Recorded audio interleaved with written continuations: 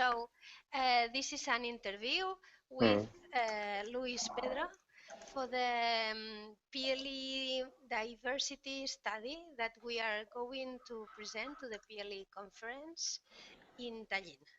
So thank you, Luis, for accepting the invitation and for accepting to participate in this study. Oh, you're welcome. So now, first of all, I need some personal details, very objective personal details, like the country. So I think you are from Portugal. Portugal, yes. Age. 38. And field. Field of work? Yes, of work, maybe also of your studies. Communication technologies. Communication. Sorry, but my mail is always ping, ping, ping, ping. Sorry? It's the sound of my email clients. Yeah. Sorry. I haven't heard, so maybe it's not going to be recorded. Yeah. Okay. So some of the questions again before the three main things that I need to ask. For example, the study is based on the concept of super user, initiated by Rita Kopp. So, do you see yourself as a super user? Yeah, I don't quite know in detail the concept, but I guess I have an idea what might be a super user. But I'll try to answer with the interpretation that I do of the term. So I guess that's fine with you. Yes. So, do you use many tools? Do you use these tools often or intensively? Yes, I use many tools for my personal learning and also in terms of my teaching activities. I use a quite diversity of tools for those activities.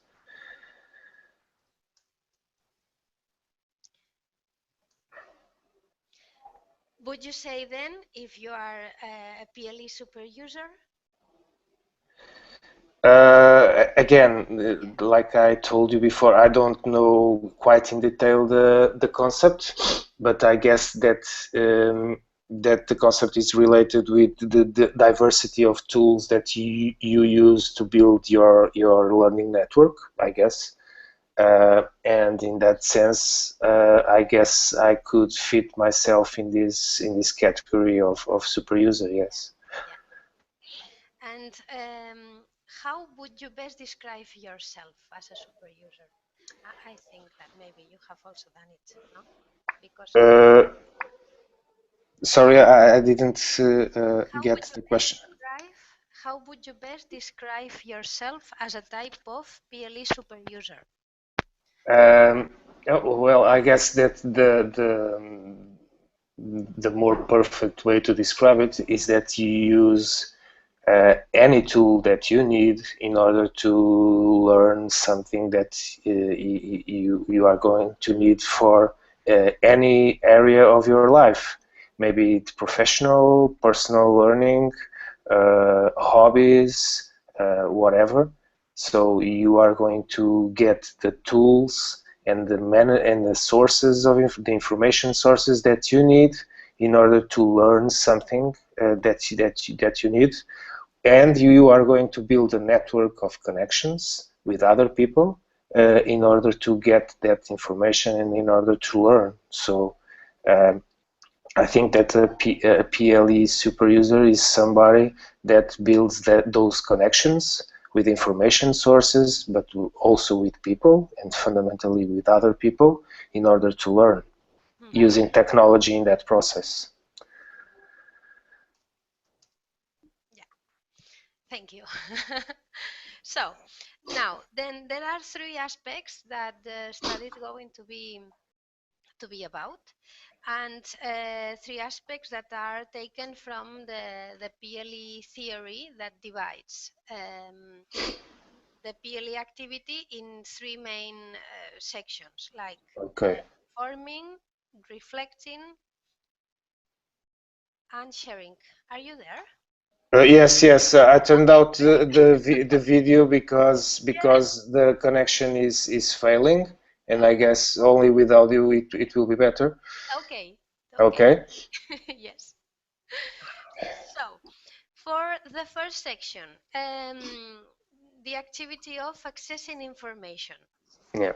How do you access information? So, what information, the topics, the themes, what tools, mechanisms, or activities, and finally, the most important issues that you have. Well, what information topics do I access? They are basically related with my personal learning activities. Maybe them professionally speaking or personally speaking, personal interests that are not quite related with what I do professionally. But the information, the topics, the themes that I access online are definitely related with my learning interests, professionally speaking and personally speaking. Basically, these. The tools, mechanisms that I use to access information, I think that's the basic tools. Search pages, like search mechanisms like Google and other ones, but also my social media networks, basically Twitter, Facebook, Google Plus. They are quite important sources and tools that I use to access information.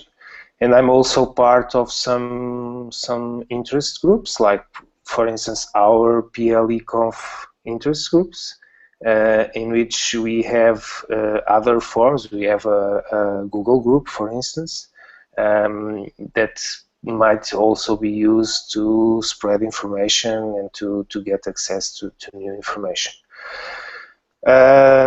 The most important issues for me when accessing information, it's the liability of the sources of information. So the credibility of the sources of information.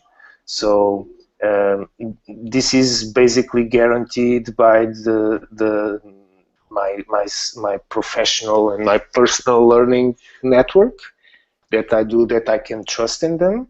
So for instance, if I see something that is shared by you or by Linda or by Ilona or by someone else of my personal social network, that is a valuable issue and a valuable information for me, that validates that content that was shared.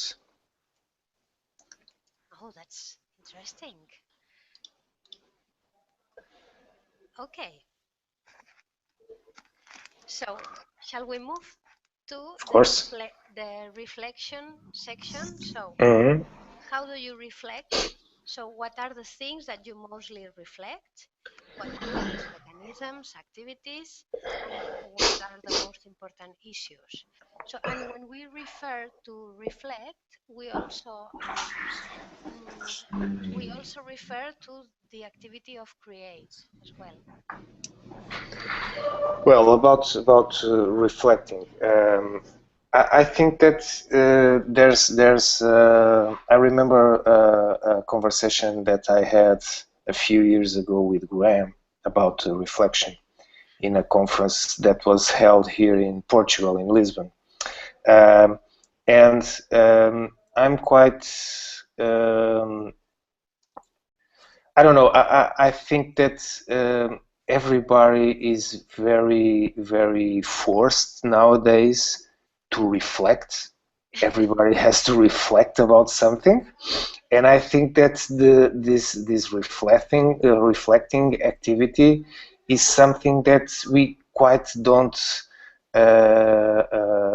control. So many of my when you ask what are the things that you mostly reflect about when you learn online, I guess that those aren't things that I can control myself as I'm going to reflect about this. So I think reflection is an activity in which you get enrolled when you confront new knowledge, new information with your previous knowledge and your previous information, or when in the course of your activities you confront your practice with something that you read or with other practices that you have known or you have come to know online. So I think this reflection activity isn't quite direct and quite consequential in the fact that you read something or you get access to something and you reflect automatically about it. I think it's a reflection in action. I think you reflect whenever you confront your practice with or you confront a new practice or a new information with your previous practice and with your previous knowledge and informations. Sorry, have you said in action or on Yes, action? a reflection is something that you do in action. So in action, when you are acting, when you are actually doing something. Okay, it isn't something abstract. It's something that you do and then you think about it when you are doing something actually. Okay, that's a nice point of view. So you think that, but is it for you a conscious activity? Uh, mm, I don't know exactly if we share the same definition for conscious, but I guess it's conscious, but it may not be intentional.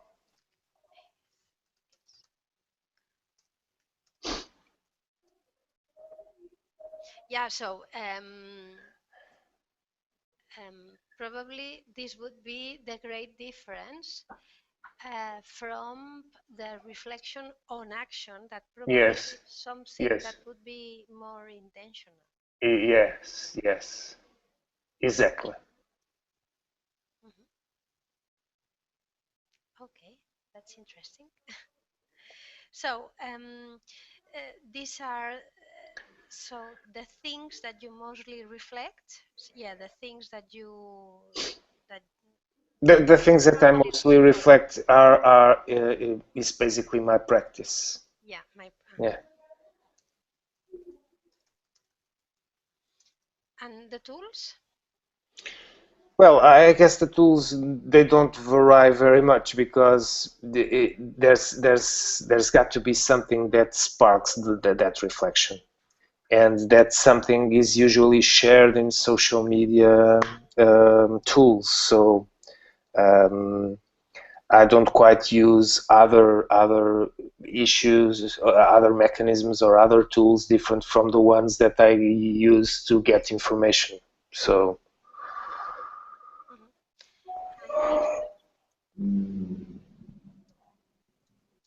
And if the most important issues, I guess, it's kind of validate or change the my practices in terms of the conclusions that I get to when I'm confronting different points of view about something. So the reflection process, I think the consequence, the, the principle or the main consequence is that it makes you think about what you do, about how you do it, and why you should do it a different way. So the main issue for me, it's about change, maybe, or no change.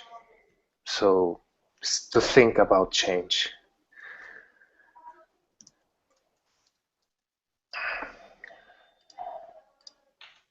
maybe this change then needs again to be validated by your networks. Probably if you arrive to the conclusion that something has to be changed, then you need your network to validate this conclusion.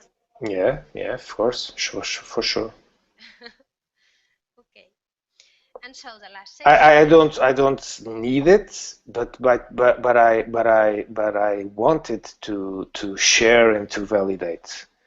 So it's not a thing of need, it's a thing of sharing new ideas and get inputs from other people that I respect and that I listen to, in order to be more sure if this can be done, but in order to be more sure and more uh, with more certainty about the change that I'm going to do.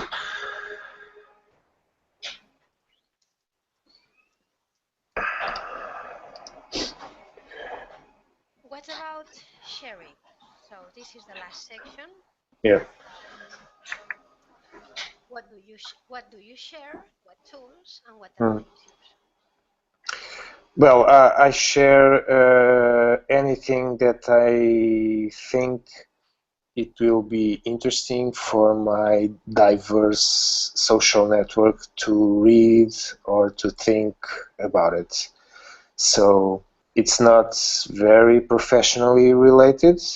Um, I would say that many things that I share are not related with directly with what I do professionally, but they are definitely related with my diverse interests that go far beyond my professional interests. So I share lots of information, some related with what I do professionally, but I would say that majority isn't related with what I do professionally. And I use the same tools and mechanisms that we spoke before, because I think it's all very supported in our personal learning network, in my network of friends and contacts. And so I use the same tools and the same mechanisms in order to share information with people. Um, the most important issues when I share, I guess it's for me it's all about food for thought. So it's about getting people curious about whatever I share, or another perspective about something that I found that it was interesting, and I'm very pleased to share it with my personal network. Could you tell me, because you have said that you keep using the same tools, but you Yeah. have said Twitter. Twitter, Facebook. No camera. Yeah. Sorry. Yes. So. Twitter, Facebook, Google Plus. Here internally in our university, I use a lot also SAP Campus. A great diversity of tools that I use to communicate and to share information and to get information. Do you blog? I used to, but now I don't blog. I don't write a post, I guess, for I don't know, maybe a year or so. Yeah, it's so hard blogging. I used to blog, but I have. It's you've got to be very disciplined Yeah. and uh, and to find the time to do it. And for me, it's always the last thing to do. So many times I don't do it. Yes, because I cannot find the time to do it. So, and now there are some topics, in case you could do any observation about the things we are interested. So, for example, do you have any specific observation on how users may differ in using PLEs, such as male and female, younger and older, social sciences and technology fields, primary, secondary and higher education, specific countries or specific professions? Well, male and female, I wouldn't go for this gender issue because I don't think there might be many difference. But I guess that when you talk about younger and older, I guess that there might be some differences, and with subcampus we noticed some differences between the use of younger people and older people. And basically, when you are younger, you are very connected with the learning organization and with your class or with your school or with your specific teachers. And I guess you don't have a very large and diverse network of contacts that you can get information and share information to. And that changes with time, and as you get older you get diversity in your personal learning network, I guess. So this is something that is, I guess it exists. I don't have any proof or any data that supports this, but it's a conviction. It's something that I believe that exists. That's interesting. And but do you think that these older people, although they have a greater network, maybe they are not so much connected with the learning institution? I guess they tend to be less connected with the learning institution, with the formal learning institution, if you want. And when you are younger, you are more connected with the formal learning institution. Mm-hmm. That's interesting. So the other. In terms of fields of science, I guess that you don't have many differences. Well, personally, I know people that are from engineering fields or from hard sciences like physics or other stuff that are that have a large PLE, a large PLN, okay, and I don't guess. I guess that this isn't a thing about your practice field. It's a personal thing that you. It's more a learning preference thing, in which you believe, in which you share information with your network. And for me, that's completely irrelevant if you're from the social science field or from the engineering field or physics field. It's indifferent. So you mean that the learning preference would be just personal, not but not something related to personal, a personal characteristic, but not a field. I guess so, yes. Okay. Now the levels of education, maybe, or the countries or the professions. Well, in terms of levels of education, I guess it's related with what we talked about with younger and older.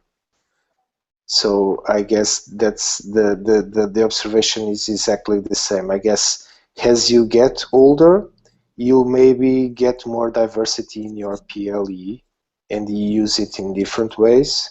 And when you are younger, I guess your PLE is very much related with your formal learning practices and people that you are related to in the formal organizations for learning.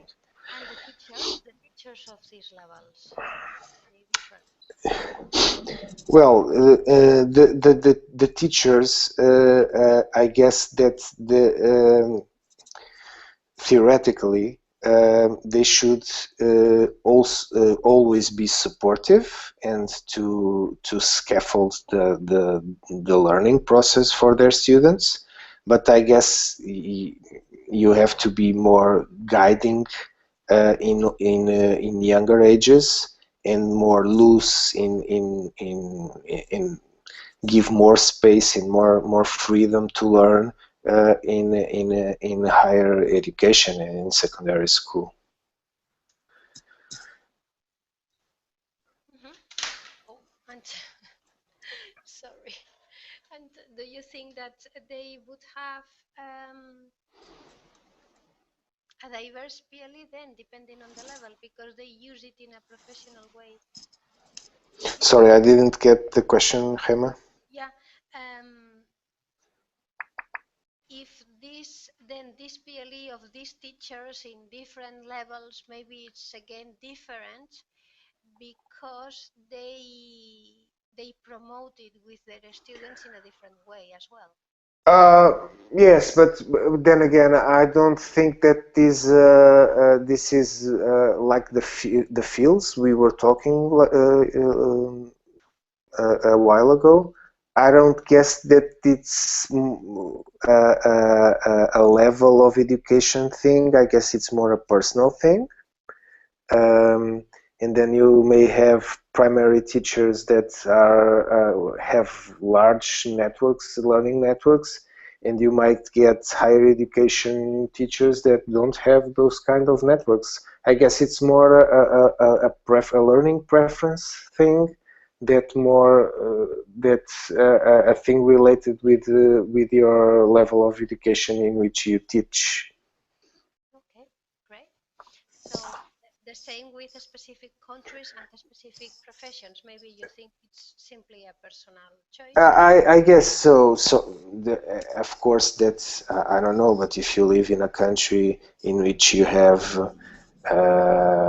difficulties in accessing internet and sharing things, this has some impact in your personal learning network using technology, I guess.